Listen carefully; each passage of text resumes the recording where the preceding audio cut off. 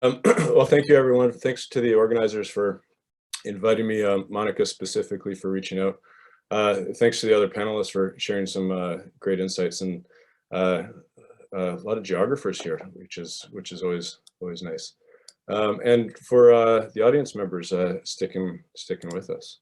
So I'm joining this webinar from my home in Stratford, Ontario, Canada, which is located within the Great Lakes region of Turtle Island, the ancestral lands and waters of the Anishinaabe and Haudenosaunee peoples.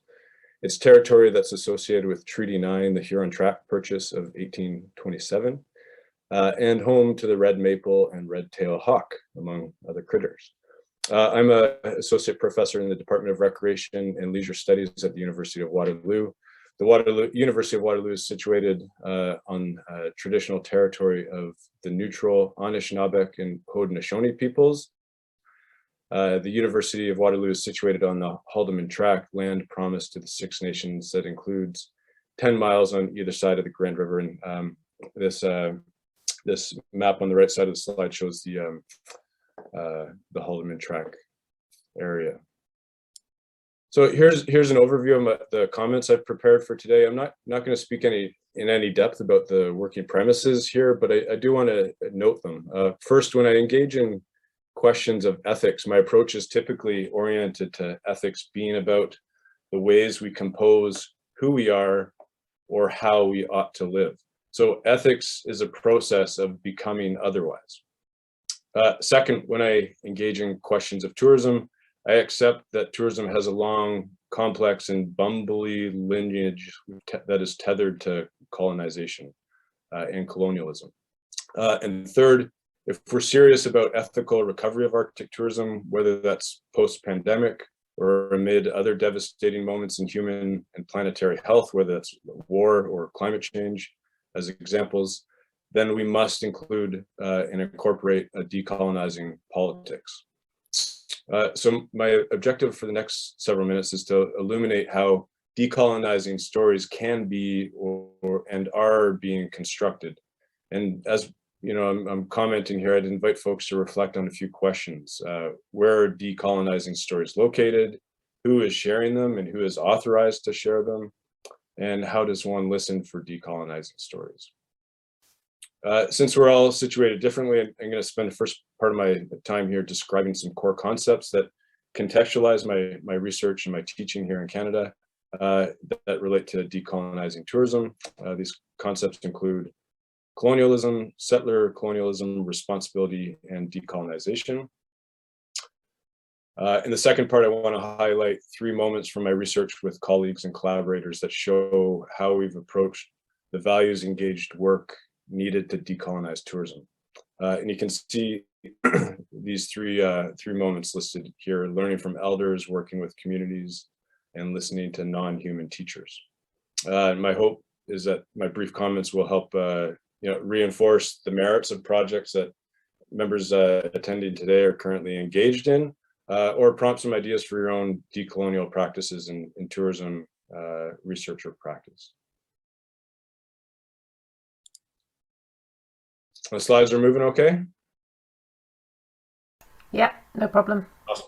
All right, colonialism, or better, colonialisms. I added this important S here when reviewing my notes the other day in order to emphasize the multiplicity of colonial formations. So this slide shows an excerpt from an encyclopedia entry I wrote several years ago that I thought was pretty good and that I'd repurpose it for today. I don't want to talk about it in too much detail other than just to emphasize some of the points in red here. Colonialisms are an enduring relational process of subjugation and dispossession. They're about empire, imperialism, power, the invasion of and devastation of territory. They can be about external political control, economic dependence, encounters with overt racism. They're tethered to Eurocentric and capitalist ideologies. Colonialisms can be just as much a cultural process, though, and they're continuously enacted and embedded through such things as language and narrative, policy and policing, economic and epistemic systems. So how we know what we know about tourism or how we go about doing it can be certainly tied to these forms of colonialism. formations of colonialism. Settler colonialisms, again, this is something that has multiple formations. The way I relate to settler colonialisms is as a particular and ongoing form of colonial domination that is designed specifically to eliminate indigenous societies from their ancestral lands so that settlers can feel justified in claiming that land as their home. And Canada's legacy of settler colonialism includes the removal of indigenous children from their families and communities, residential school systems, the banning of ceremonies, restrictions on mobility, devastation of lands and waters, forced relocation to make way for transportation infrastructures, resource extraction, parks, and wilderness areas. Patrick Wolfe famously referred to settler colonialism as a structure, not an event. What this means, settler colonialisms are not over. They're not a thing of the past. They're happening now within the Arctic, within other tourism landscapes, within tourism businesses, within tourism education. So some key points of settler colonialisms that warrant some emphasis here. The occupation of indigenous lands by settler peoples is the central defining feature. It's a structure designed to make indigenous peoples disappear physically and symbolically. And this injustice, this dispossession of indigenous lands and lifeways originates in the same desires to extract resources, accumulate wealth, and transform land into property that is brought upon the planetary scale changes known as the Anthropocene. Additionally, we've seen these injustices amplified by the COVID-19 pandemic. So the question I continuously ask myself is what can I do about settler colonialisms, and what can we do in tourism and in tourism research? Well, my work here is in relation to these questions is often informed by my work as a researcher, as an educator, in my role as a father and a spouse, in my own travel and tourism decisions and practices. I find responsibility a really instructive concept.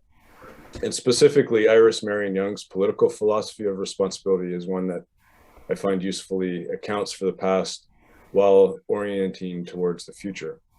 Young described this philosophy as a forward-looking approach. And Tazim Jamal does a beautiful job of explaining this forward-looking approach to responsibility, that it isn't about assigning blame or punishment. It's not about pointing fingers and announcing you are at fault. Rather, taking responsibility involves understanding how structural conditions, so something like settler colonialism, how these structural conditions are produced through social processes and practices, so things like tourism or academia or entrepreneurship or resource management, so forth. So responsibility involves understanding the consequences of these structural conditions, and importantly, involves understanding how our individual and collective actions and experiences are all wrapped up in contributing to these structural conditions of injustice. And what Young argues is that understanding ourselves in relation to unjust social structures should fuel our taking responsibility for making change, for addressing them.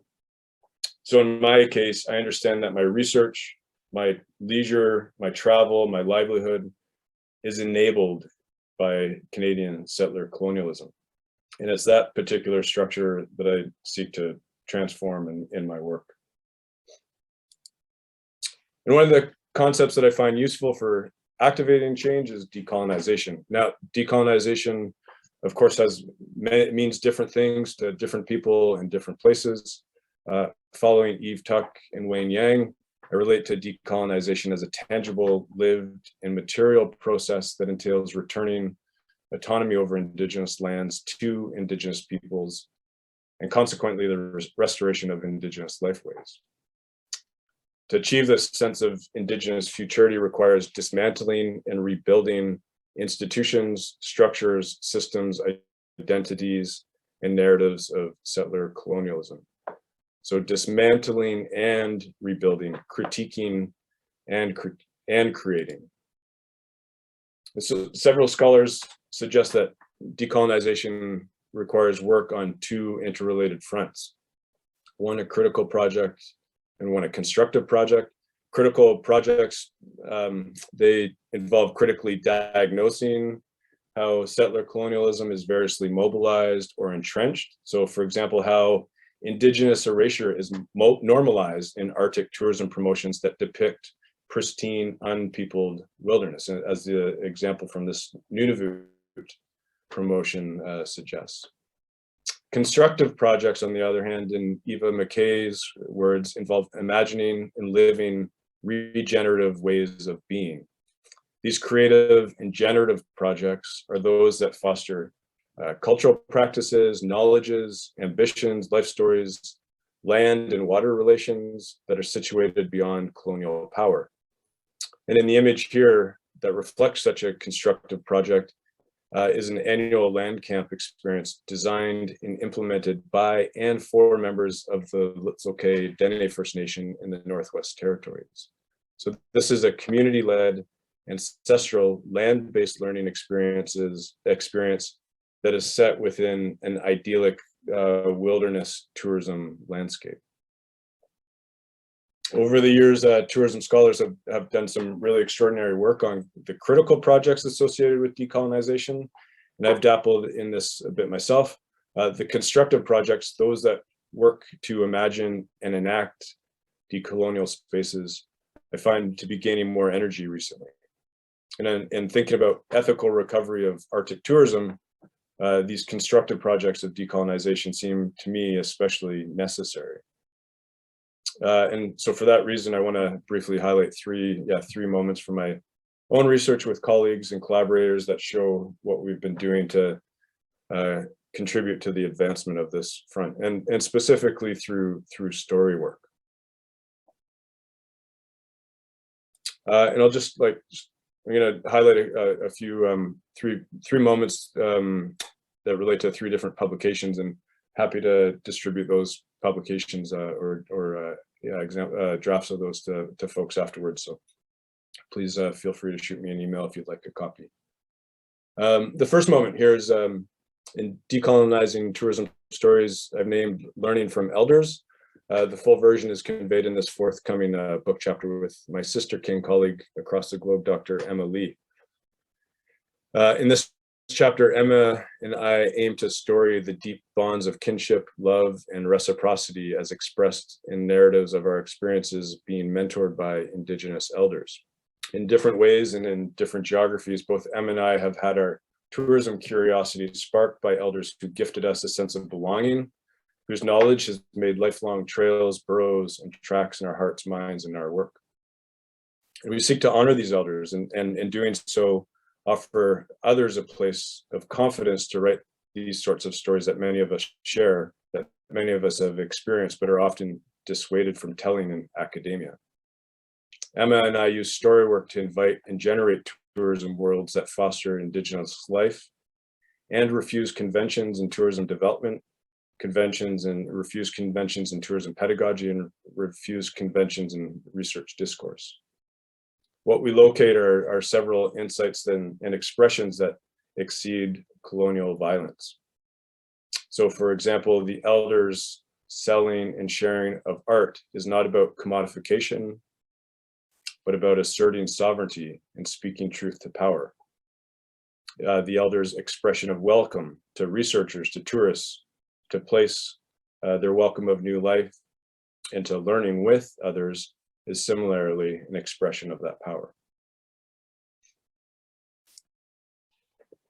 The second moment is about working with communities, and it's great to see this as a recurrent theme in today's panel discussion, but also in the literature here, and sort of codes of conduct have come up before, and I touch on this in this paper with some students in the Litzoke Dene First Nation.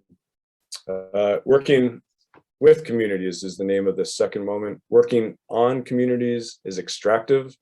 Working for communities sounds rather like saviorism.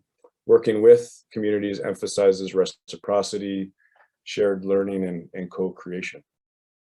So guided by community-based, participatory, and narrative methodologies, the research in this paper involved documenting and communicating Denesulan expectations for respectful visitor conduct within their ancestral territory, The resulting Indigenous Code of Conduct, shown in part here on the right side of the slide, is rooted in the knowledges and experiences of representatives from Wet'suwet'en.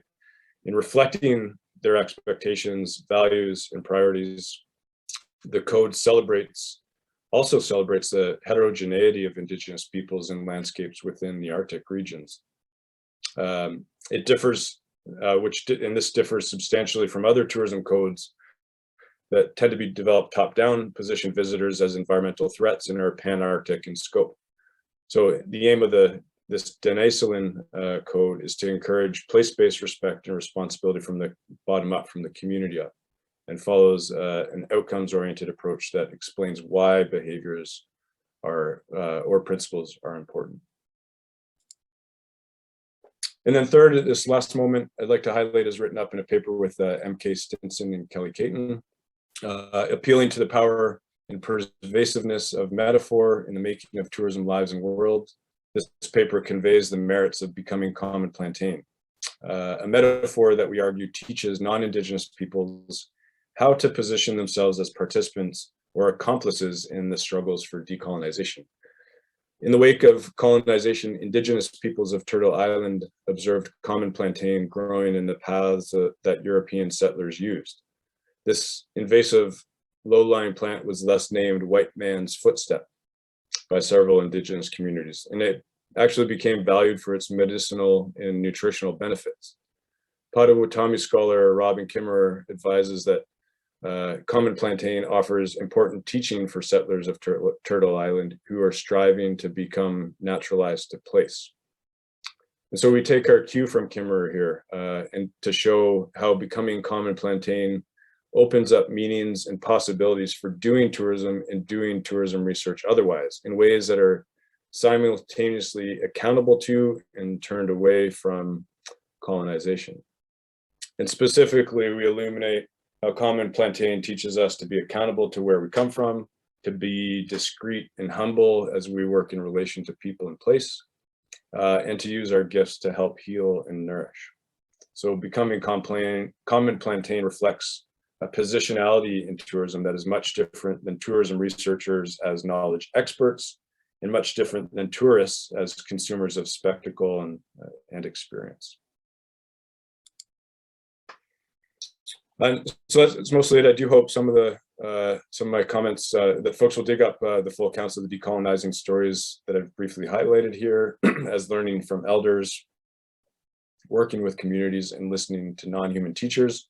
And I hope that some of you in attendance will find good value in my take-home point that ethical recovery of Arctic tourism must incorporate a decolonizing politics. The pandemic has made it mandatory for large groups of us to imagine and generate new tourism worlds, telling stories that disrupt and refuse colonizing narratives, I argue is part of that constructive project of decolonization in tourism and beyond.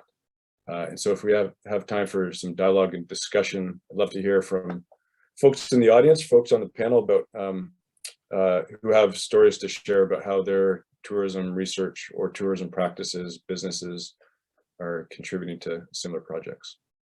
And thank you. There's a last slide here with some references.